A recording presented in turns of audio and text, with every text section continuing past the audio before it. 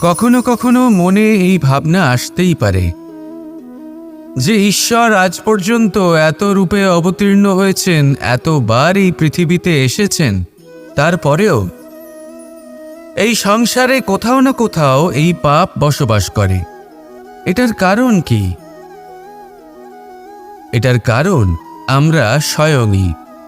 যখন কোনো ব্যক্তি এই পৃথিবীর পথপ্রদর্শন করে, এই সংসারকে উচিত দিশা দেখায়, এই সংসারের মঙ্গল করে, আমরা সেই ব্যক্তিকে মানুষ থেকে ঈশ্বর বানিয়ে ফেলি।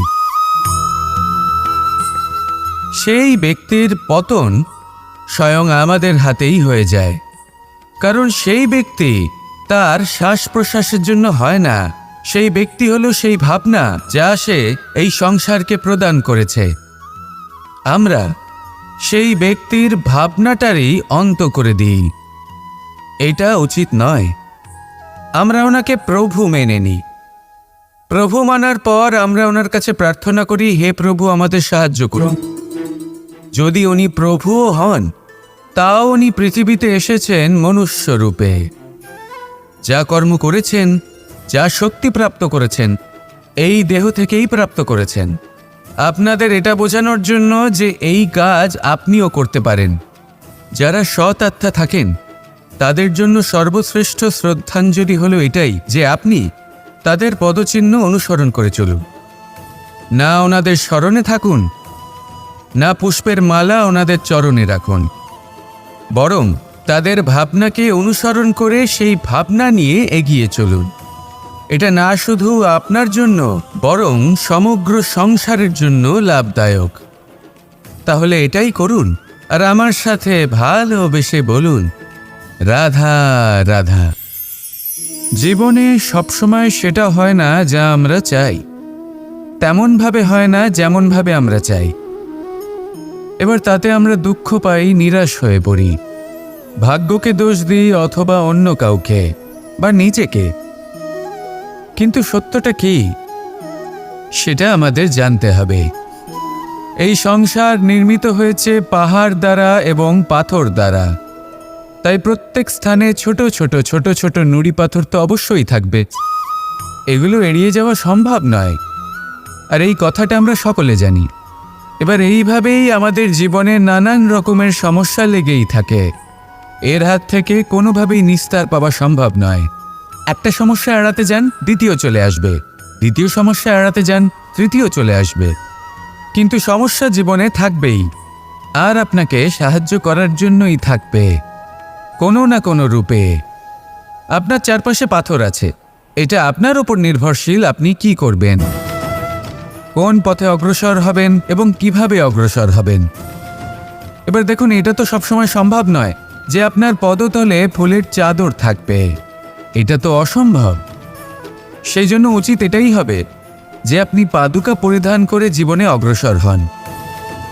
এর সারমর্ম এটাই, যখনই জীবনে সমস্যা আসবে দৃঢ় হয়ে সম্মুখীন হন এবং এটা বোঝার চেষ্টা করুন যে এই সমস্যা জীবনে কেন এলো, কি শিক্ষা দিয়ে গেল। আপনার মধ্যে দোষ অবশ্যই থাকবে, তাকে গুণে পরিবর্তিত করুন। এই জীবন আরও বেশি সহজ সরল হবে এবং প্রসন্ন হয়ে বলবে, রাধা রাধা। এই সংসারে যে ব্যক্তিই হোক না কেন, প্রত্যেক ব্যক্তির জীবনে সমস্যা অবশ্যই আসে। এমন কিছু মানুষ আছেন, যদি তাদেরকে জিজ্ঞেস করেন যে এমনটা ঠিক কেন হলো, তাহলে পুরো দোষটা তারা নিজেদের পরিস্থিতির ওপর ন্যস্ত করেন। যে আমি তো এমন একটা পরিস্থিতিতে ছিলাম, আমি কিভাবে কিছু করতাম, আমার কাছে আর কোনো বিকল্পই ছিল না। চলুন কথা বলা যাক মহাভারত নিয়ে। ভীষ্ম পিতামহ, ওনাকে জিজ্ঞেস করা হলো, আপনি এরকম প্রতিজ্ঞা কেন করলেন? উনি বললেন যে আমি পরিস্থিতির অধীন হয়ে পড়েছিলাম, সেই জন্য। এই প্রশ্নটাই যখন অর্জুনকে করা হলো, তখন অন্য একটি দিক প্রস্ফুটিত হলো। অর্জুন নিজের পরিস্থিতির কারণে জীবনে কখনোই বাধা পড়েননি। তিনি সিদ্ধান্ত নিয়েছিলেন সংঘর্ষ করার, সংসারের নিয়মের বিরুদ্ধাচারণ করার। এই সংসারে আপনি যা কিছুই হয়ে উঠতে পারেন, তার সমগ্র শ্রেয় শুধুমাত্র আপনার পরিস্থিতির ওপর চাপিয়ে দেওয়া যায় না। সেটা নির্বাচনের উপর নির্ভরশীল যে সেই পরিস্থিতিতে আপনি কি নির্বাচন করেছেন। যদি সেই মুহূর্তে ভীষ্ম পিতামহ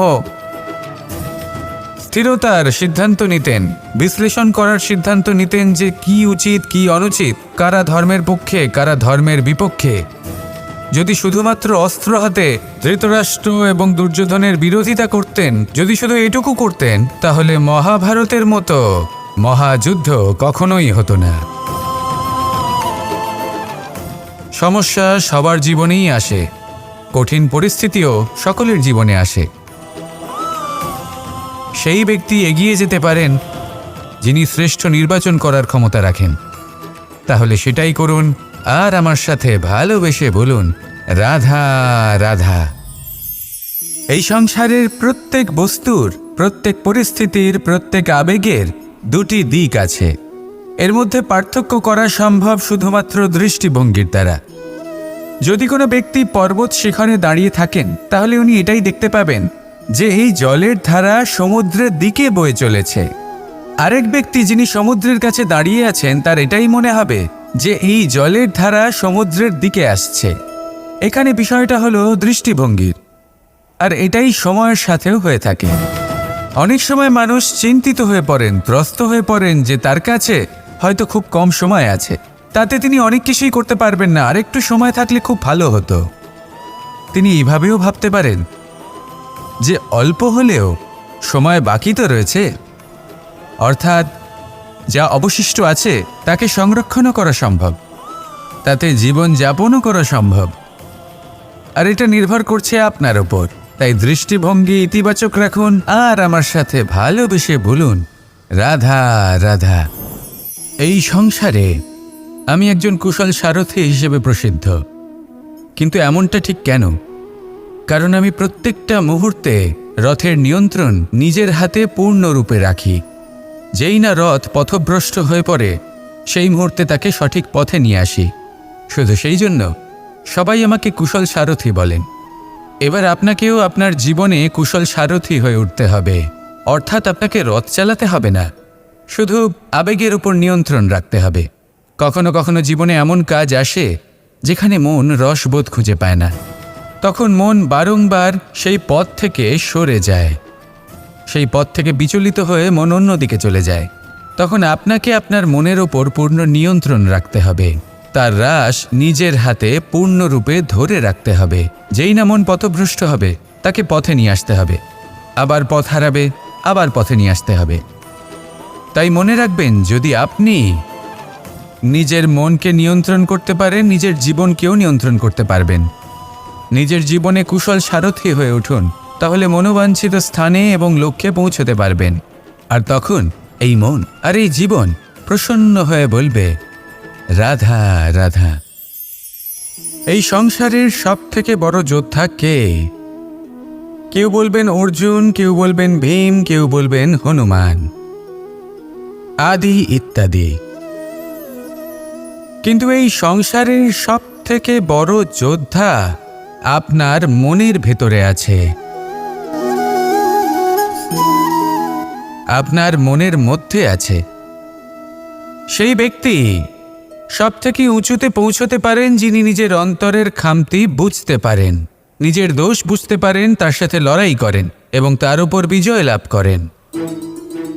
যে ব্যক্তি এটা শিখতে পারেন, যে ব্যক্তি এটার উপর জয়লাভ করতে পারেন, তিনি হলেন সব থেকে বেশি শক্তিশালী, সব থেকে বেশি বীর এবং সব থেকে বেশি পরাক্রমী ব্যক্তি। আমরা সকলে এই সংসারকে পাল্টাতে চাই।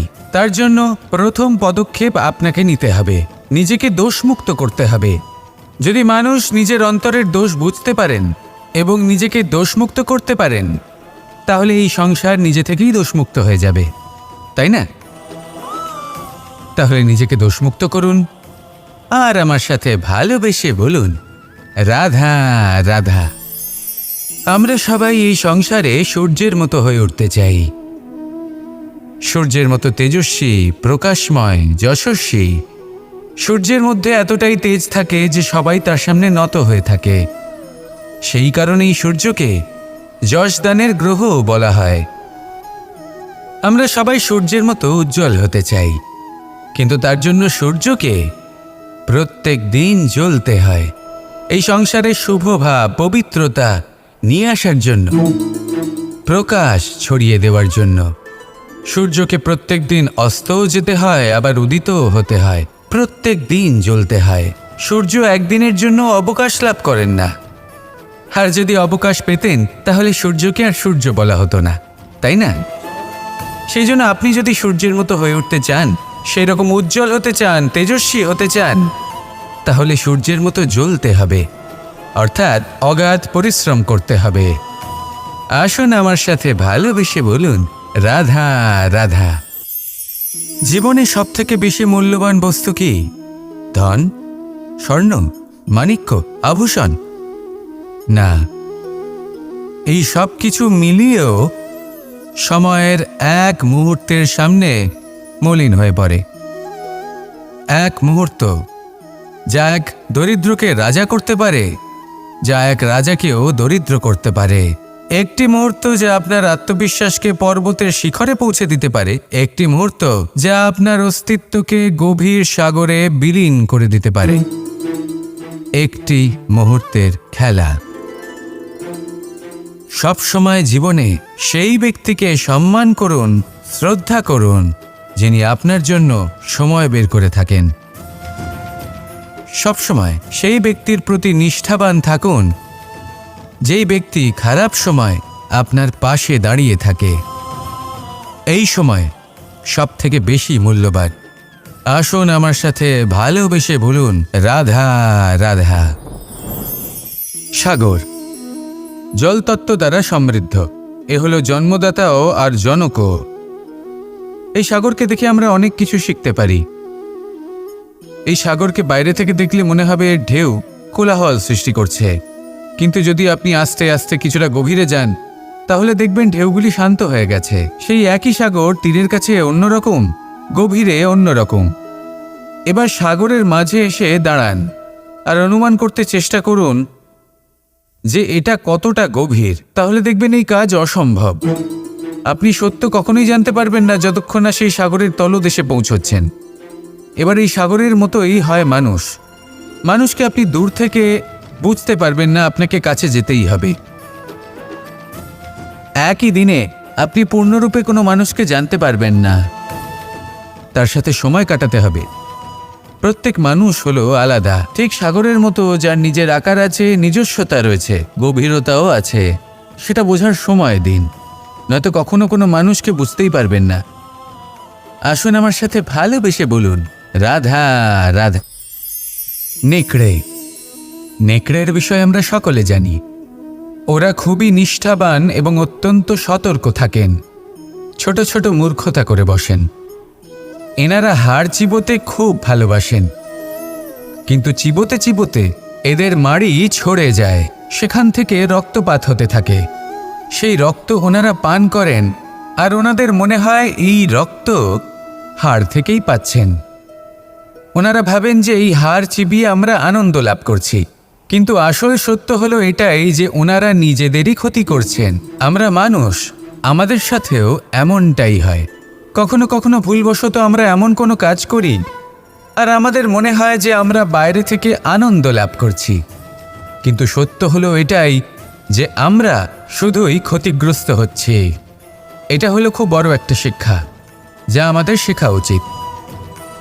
তা হলো এটা যে আমাদের বোঝা উচিত যে কখন আমরা লাভবান হচ্ছি আর কখন ক্ষতিটাকেই লাভ বলে মনে করছি। এই শিক্ষা যদি আপনি প্রাপ্ত করতে পারেন তাহলে এই সংসারে আপনার থেকে বেশি প্রসন্ন আর কেউ থাকবেন না। তাহলে আসুন আর আমার সাথে ভালোবেসে বলুন, রাধা রাধা। যজ্ঞের আগুনকে শুভ বলে মনে করা হয় আর সেখানেই চিতার আগুনকে অশুভ মনে করা হয়। এমনটা কেন হয়? এখানে বিষয়টা হলো লক্ষ্য, বিচার এবং সঙ্গের। যখন আমরা যজ্ঞ করি তখন আমাদের লক্ষ্য কি হয়? পরিবেশকে আরও পবিত্র করে তোলা, ইতিবাচক করে তোলা। আমাদের লক্ষ্য শুভ হয়। তারপরে আসে বিচার। এই পরিস্থিতিতে সেই বিচার হলো অগ্নি। স্ফুলিঙ্গ থেকে তীব্র আকার ধারণ করে সমস্ত কাঠকে পুড়িয়ে দেয় এবং সুগন্ধ ছড়িয়ে দেয়। অর্থাৎ যদি আপনার লক্ষ্য শুভ হয় তাহলে তার নিজেই শুভ বিচারধারাকে আমন্ত্রণ জানায়। এই শুভ বিচার তখনই আসবে যখন আপনার সংকল্প শুভ হবে। অন্যদিকে হলো চিতার আগুন। এর লক্ষ্য কি? একটা দেহকে পরধামে পৌঁছে দেওয়া। সবার শেষে সবকিছু আপনার উপরে নির্ভরশীল যে আপনি কোনটা চয়ন করতে চান। আপনার লক্ষ্য যদি শুভ হয় তাহলে আপনার বিচার এবং সঙ্গতি আর তার পরিণাম সবই শুভ হবে। আসুন আর আমার সাথে ভালোবেসে বলুন, রাধা রাধা। সকলে আমাকে জিজ্ঞেস করেন যে কৃষ্ণ, তুমি সবসময় হাসি মুখে কি করে থাকো? এত প্রসন্ন কি করে থাকো তুমি? এই সমগ্র সংসারে চতুর্দিকে সমস্যা রয়েছে, দুঃখ রয়েছে, তাও হাসি মুখে কি করে থাকো? সত্যি কথাই বটে, এই সংসারে চারিদিকেই দুঃখ রয়েছে, প্রত্যেকের জীবনে সমস্যা রয়েছে। কৃষ্ণের জীবনে একটু বেশিই সমস্যা রয়েছে, তাও আমি হাসতে থাকি। কেন? কারণ হলো প্রেম। আমার সমস্ত মনোযোগ কেন্দ্রীভূত থাকে সেই প্রেমের প্রতি যা আমি পেয়ে থাকি। যেমন রাধার প্রেম, দ্বারকার প্রেম, দাদার প্রেম, স্ত্রীর প্রেম, পুত্রের প্রেম, মাতা পিতার প্রেম আদি ইত্যাদি। আমার মনোযোগ এই প্রেমের প্রতি কেন্দ্রীভূত থাকে। আর যখনই আমি এই প্রেমের কথা স্মরণ করি, মুখে দুশ্চিন্তা অথবা দুঃখের আবেগ দেখা অসম্ভব ব্যাপার। শুধু এটাই হলো রহস্য কৃষ্ণের হাসি মুখে থাকার, তার হাসির রহস্য। আপনিও জীবনে এটাই করুন। আপনি জীবনে যে ভালোবাসা পেয়েছেন তার প্রতি মনোনিবেশ করুন। ধন্যবাদ জানান সেই প্রেমকে, ধন্যবাদ জানান সেই সকল ছোট ছোট বস্তুকে যা আপনি জীবনে পেয়েছেন। আমি নিশ্চিত রূপে বলতে পারি যে আপনার সমস্ত জীবন বদলে যাবে। সংকল্প করুন যে আপনি এই জীবনে শুধু প্রেম বিতরণ করবেন। এই মন জীবনের প্রত্যেক মুহূর্তে প্রসন্ন থাকবে আর আনন্দ সহকারে বলবে, রাধা রাধা। অশ্বত্থামার মৃত্যু হল। কেউ জানে না সে মানুষ নাকি হাতি। এই বাক্য কে বলেছিলেন? সাক্ষাৎ ধর্মরাজ যুধিষ্ঠির। সেই যুধিষ্ঠির যিনি নিজের জীবনে কখনো মিথ্যে বলেননি, কিন্তু উনি এমন কিছু নির্বাচন করেছিলেন যার জন্য চিরকাল শুধুই মহারাজ যুধিষ্ঠির হয়ে থেকে গেলেন। কখনো অভিমন্যুর সমান হতে পারলেন না। যখন দ্যুতক্রীড়ার আমন্ত্রণ এসেছিল তখন মহারাজ যুধিষ্ঠির সেটা অস্বীকার করতেই পারতেন, কিন্তু করলেন না। অহংকারের জন্য সেই আমন্ত্রণ গ্রহণ করলেন উনি, এবং অহংকারের জন্য করা এই নির্বাচন ওনাকে সাধারণ করে রেখে দিল। নিজের গুরু দ্রোণাচার্যকে পরাজিত করার জন্য একটি মিথ্যে কথা বলেছিলেন।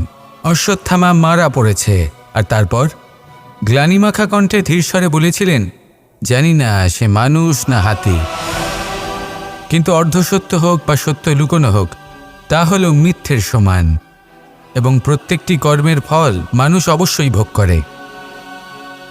এই নির্বাচনের কারণে যুধিষ্ঠিরকেও নরকবাস করতে হয়েছিল।